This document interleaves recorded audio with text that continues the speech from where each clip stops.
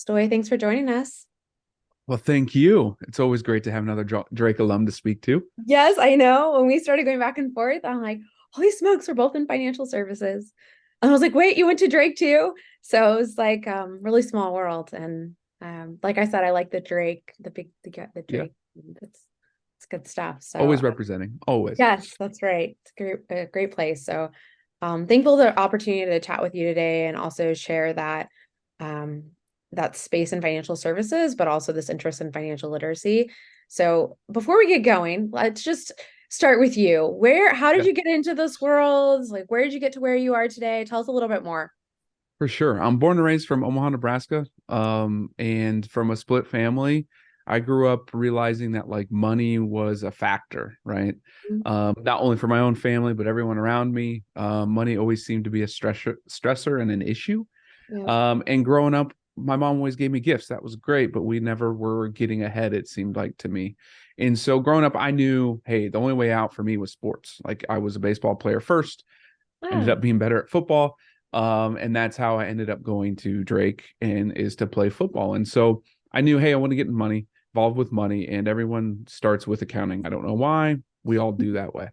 My first accounting exam with Professor Hillman, accounting 40. There's a blank piece of paper, and I froze. Like you're supposed to do balance sheets and income statements, and I'm like, this is blank. I need something. Like give me a guideline of somewhere. yeah, Ended yeah. up getting a 40% on my first accounting exam, Holy and said, smokes. I am no longer going to go the accounting route. I want to get into more of the financial side of things, and so I did, and got my degree in finance, focused on the personal side of things, and then my Right. minor in business law and insurance. And so I worked off the campus 4.5 years at the Boys and Girls Club as well.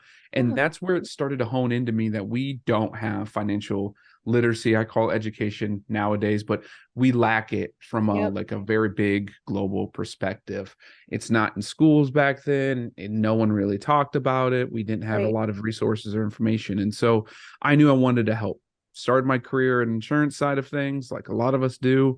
Yep. Quickly realized that insurance sales is not for me. I'm Yep. more of a holistic, like financial plan, like big picture thinker. Hmm. And so in 2017, left there, joined a firm that's out of Houston, helped them grow the firm up here in Iowa. And then in 2020, launched my own firm, Black Mammoth. Oh, And the reason congrats. for that is I started to hone in on what I wanted to do, and that Mhm. is more of a modern family office. I Mm. realize that a lot of people, one, don't have the education, and Right, that's probably right, what we're gonna speak a lot about that on. right. Two, they want to have a team and someone that they can just trust in. They Yep. don't really care about investments. That's something driven from us in the media. They Right. just want to know, am I good? Like that's it. Hmm. Am I good? Yeah. Am I good That to peace do of these mind, things? right? Yep. Peace of mind. That's Yep. really as simple as it is. And so that's what Black Mammoth we are. We're a modern family office. We could do tip to tail everything for you or as little as nothing for you. But ultimately, we're here to be a part of your team and kind of guide you through the life, through the journey of wealth building. And so that's kind of me, my background. I have multiple other firms too. We do like estate planning. I've got a commercial real estate business I used to have. So I've Wow. got a lot of experience in doing a lot of different things. Yep. And that's where my skill comes from, is like knowing things that other people don't think about. And it's Yep. kind of a really cool little, I guess, skill I don't know. I think I've always had it, right? In football, I always had a high IQ figuring out what's going to happen or reading defenses or offenses. And in life now with financials, it's the same way. Like I can see Mm. things that others don't see. Yep. And that's really what, my clients love the most. Yeah, I always hear the term thrown around in the space of like an advisor being your financial quarterback, right? But that you've had the opportunity to tap into these different sides of it, not just sort of, you know, tease it, but like just, kind of explore it, but to actually be a part of, like you said, insurance and these other sides. I think I could see where that gives you a wider lens too, to be able to lean in and support further. For sure. So I'm really curious to talk about the idea of a modern family office, but I do want to, maybe we'll swing back to that. Yeah. I do want to hit on this idea of financial literacy, financial Mhm. education, and kind of where did that spark for you? Was it the work of the Boys and Girls Club? Was it just kind of all along the way? Kind of what are you doing and how have you identified that as really like a core focus area for you? yeah, it really hit when I was at Boys and Girls Club. That's when I started to, I always knew there was something, but when I started to work with the teenagers, my title was like professional teen development officer. Yeah. That's what they gave me the title. I was a babysitter for the teenagers. Okay, let's be real here. But I started to understand that they don't know about money, and then Right. their parents don't know about money, and their parents don't talk about it. Seen And this. we have this huge cycle, heavy in the minority side of things as well with it. And so I started to recognize we have an issue. And that Mhm. issue is people just don't talk about it. Yeah. And we had curriculum at the Boys and Girls Club. We had curriculum with my insurance company, and I spoke to every school department and head of things that I possibly could to try to get curriculum into schools. And Mhm. they wouldn't budge, right? They wouldn't do it. They didn't want to spend the time to have their teachers learn the curriculum to teach it. They didn't think it was important. Yeah. And all of these things kept spinning. And I realized that like in our society, that's the issue. Not necessarily saying that everyone should be fully educated like the knowledge that we have, Right. but a baseline of something Yep. would It be impacts really all of us. great. Yes. Money is the one thing that we all deal with every day. I Mhm. don't dissect frogs and sharks anymore. I did that in high school, Yes. but that was part of science, right? Right. But I Right. deal with money every day now, my Yep. job, but we all do it. So Yeah. So, that's really where it started and kind of grew from there, and recognizing the fact that like there isn't that many options back then. Now that's only 12 years ago, right? That I started. We've come a long way since then though. yeah. It is in schools a lot more. It I'm is, seeing that, which I'm yeah. like, yes, I like extremely like pleasantly surprised. So, but keep going. That Yes. means we're progressing, right? Everyone Yep. always asks me like, when do you see, like, when do you know when it's you've reached the goal or whatever? One, we'll never reach that goal. I'll never reach the goal of ridding the world of financial literacy. However, these cool steps are happening. One step is it's in schools. Second Yep. step is even with my own content, people are wanting to have open dialogue and conversations. That's Hmm. another step. Yeah. For me, the one that like, regardless if I never reach the other goal, if this happens, Hmm. I'm going on a month vacation and I'm just smiling for a month. And that would be, instead of it being like math, science, history, English, it would be Hmm. math, science, history, English, and financial education or whatever they want to call it. If it's Hmm. part of our core understanding and learning of life, Yeah. then I know we've done something very well in our industry. When you talk about that, are you talking about the high school level? Are you talking I'm about talking about everywhere? pre-K through normal living life, adulthood, right? So Yes. pre-K to regular school to, college to, it should be required within our employer stuff and learning. Yes. It should be a lifelong education system because it's a lifelong journey with wealth. And it's something that you'll never reach the end of, because when you Mhm. die, then it just passes on for a legacy plan. So you would need to understand it's a lifestyle, and it is also something that takes your entire life to accomplish. And on a day to day, are there things that you're personally leaning in to help see that come to fruition? Is it, I know you have podcast content as Yeah. well and having conversations. Are you still involved with the Boys and Girls Club or other like organizations? What kind of things are you doing to kind of lobby these efforts, for lack of better word, to be able to really push this agenda? Yeah, I mean Yeah. it's like it takes a force, right? So Yeah. it's For not for like a just a conversation and it yeah. I used to, for about a decade, I stopped about 2 years ago. I would be actually lobbying. I would be speaking to the governor. I would be part of different nonprofits and starting nonprofits and really trying to push the direction from more of the political side of things, because Right, that's what right. they tell you is the way to do it. Since then, I realized that's not my lane. I don't like it. I'm not comfortable. I don't like it. It's just not fun for me. Right. What's fun for me and what my passion is having the podcast and having open conversations and hard conversations with Hmm. literally anyone, but Yeah. a lot more so on like social media. Everyone loves going to the comments. I love going to the comments and having an actual conversation, Hmm. regardless, because people are watching. And that's Hmm. something that we as advisors, planners, and everyone in our industry need to understand is people are watching us more so than they're commenting. And Yes, so when that's they hear true. us repeat the same things, they're learning. That's our job. That is our duty in this profession, is to be involved and to be heard out there. And so Awesome. that's what I do a lot of. Yes. I feel like because I've got like the marketing lens on, right? And I feel like folks don't always realize that too. It's like I'm putting stuff out there, but I've got just 5 folks that are engaged. And I'm like, but so many people are watching, and they're not watching just that. They're watching the comments. They're watching the other things that have come in, and people are right. It's part of the process, and that's why it's so valuable. So I appreciate that you're not just kind of a bypass, just kind of just sitting on the sidelines, but actually engaging with what's going on. So Yeah. we did an article in Advisor Perspectives around social listening and just all of that. So kind of fun to hear you say it from that perspective and the role that you feel that you play to be able to really make that change and be a change agent here. So um so you know, tell us a little bit more. Are you seeing that there's any particular challenges that need to be addressed in this space? Like, I know you talked about it being in schools, other places. Are you seeing it kind of from like a top to bottom side of things that need to be, in our, for example, and even your role day to day and how we engage with folks, or on the banking side of things or offerings? I love to hear more about how we can sort of reach more people and educate more people, and if the vein is just through school, or if there's other opportunities to be able to reach folks. So Yeah, it's really all of us collectively. I talk about this all the time. There is no competition when it comes to being a planner and advisor. Why? Because there's millions and millions of prospective clients out there, and there's only 20,000 CFPs, right? Mhm. So like the numbers are skewed drastically the other way. Just why don't they have one? Because they're not being heard, they're not being seen.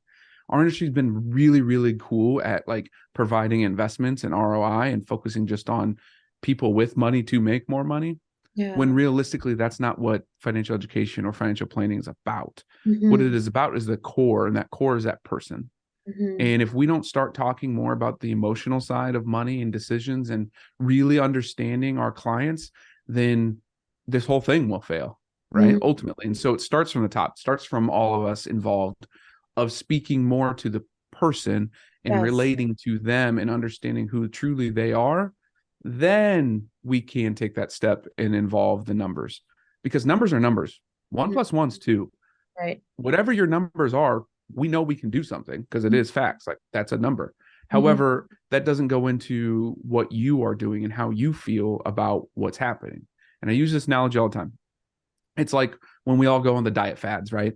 Whatever that diet fad is, right? We have a Yeah. goal of losing weight and thinking it'll change our life. And it might in a very short period of time, Right. right? Right. It's a fad Months, though. a year, or Yes. whatever. Once you get bored of it, guess what? You go right back to, right? Mhm. We Mhm. all put on that weight. It's the same thing with your wealth building. And by the way, wealth does not equal money. I'll get Mhm. to that in a little bit, but it's the same thing in your wealth journey. It is a lifestyle change. Mhm. And if you don't understand who you are, Mhm. what trauma you've been through, and the emotions that come up when you make decisions, then whenever we do a financial plan or a budget or whatever it is, it's just a fad. Once Yeah. you can understand and tie who you are to the plan, then it's a lifestyle. And Mhm. that's when you actually see massive change and success in people. Okay, go back to what you were sharing before. Wealth does not equal. Yes. Wealth does not equal money. Okay. You share a Wealth little bit more on equals that. Yes. happiness Mm. and being able to take care of others. That's true wealth. Money and being rich are the same. So rich equals money. Mhm. Money does not equal happiness, but happiness equals wealth. And so everyone uses the terms of wealthy people, and I even do it. Wealthy people are actually the people that care more about themselves, their families, and are able to give back, not the billionaires or trillionaires who have all the money, Yep. right? And that is a difference in people. And Different the mindset. Yep. what really hit me was actually at Drake in May of 2011 when we went to Tanzania and we spent 2 weeks there. When we first got off the plane, first of all, they gave us the greatest opening and arrival thing ever. But as we're driving through the village, I just noticed all the women are sweeping their mud floors. Mhm. Mud floors. Like everyone to realize that they're sweeping mud floors, right? Yep. Do you even sweep your own floor all the time? No. And we have really nice floors, right? But they were so happy and so humble throughout that trip. And I recognized at that point in time, that's what wealthy means. Wealthy Mhm. means you're happy. you're good with whatever you have, and you're able and wanting to give back to others regardless. Mm-hmm. That is being wealthy. The Mm-hmm. Tanzanians that I met are way more wealthy than almost any American that I've ever met in my life. And Mm-hmm. that's because they understand that core value part of it. They don't Mm-hmm. have money. They're not rich, but they are wealthy. That's so well said. I appreciate you sharing that story. So in your day-to-day practice for what you're doing, right? You talked about this idea earlier of this modern family office. What does that mean for you, and how are you helping to have those conversations around, rich versus wealthy, if you will, or even Yeah. just being able to help educate folks, or even to help those conversations domino throughout generations? Is there any specific methodology or anything that you're doing that you feel like is kind of that modern bend to your approach to working with your clients?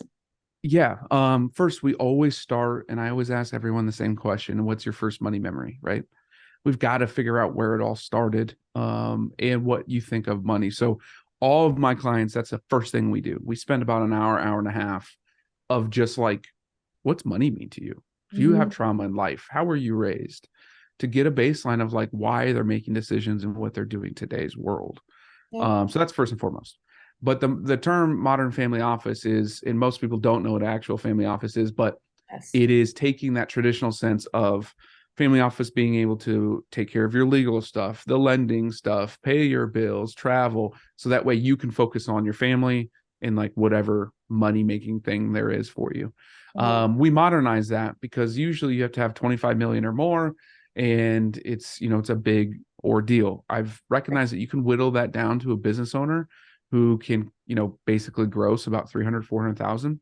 Mhm. When you whittle that concept down, we're able to still do the same things and outsource it. So a prime example, um, I had a client, she's older, got a car accident, called me a couple days later, and I was like, well, first of all, are you okay? Like, Yes. thanks for telling me, but like, are you good?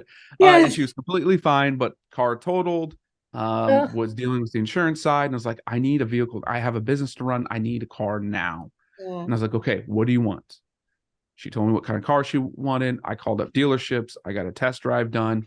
I called the lender, got the lending done. And I said, if you love that car, you can leave today with it, or at least pick it up tomorrow. She Mhm. spent a day figuring it out, did the test drive. Next day, went and picked it up. Lending was done. All she had to do was sign a piece of paper.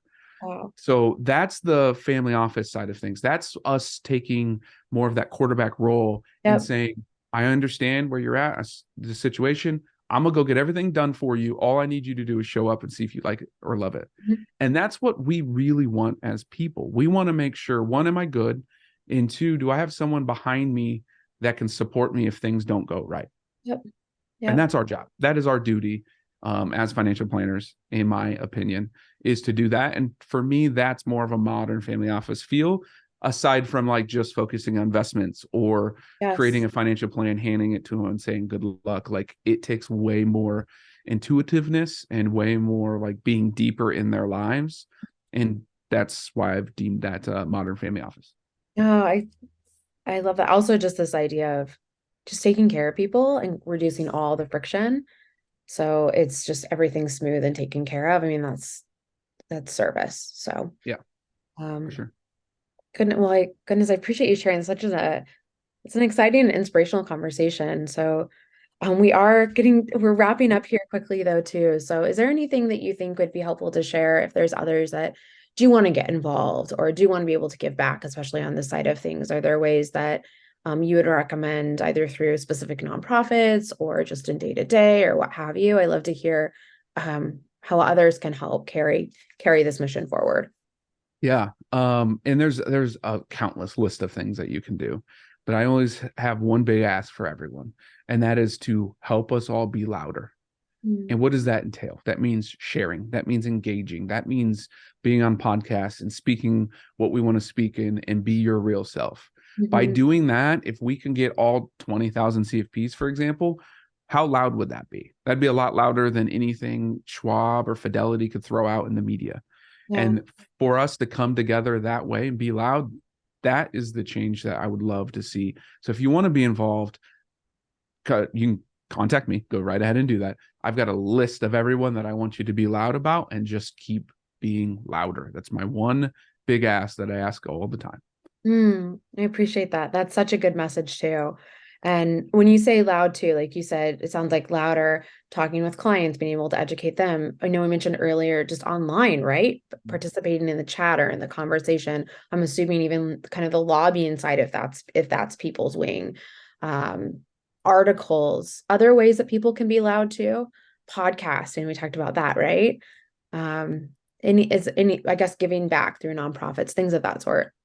Yeah, it's ultimately just doing what you know you like to do and Yep. taking that step forward and doing it, right? We're all there's a lot of I know a lot of professionals in this industry that are just scared of whether it's compliance or who knows, but they won't take that step. And we Yeah. need you, we as the professionals, and then we as clients need everyone to take that step in order for us to move this whole thing forward. Yep. Uh, well said. Well, thank you so much for your time today. Thank you Thank for you. the work that you do and for sharing a little bit more about your approach and also your involvement with the community and really furthering this mission around financial education and what have you. So thank you again. And I'm looking forward to being in touch and just, yeah, continuing to follow your journey. Absolutely. Go Bulldogs. That's right. Go Bulldogs.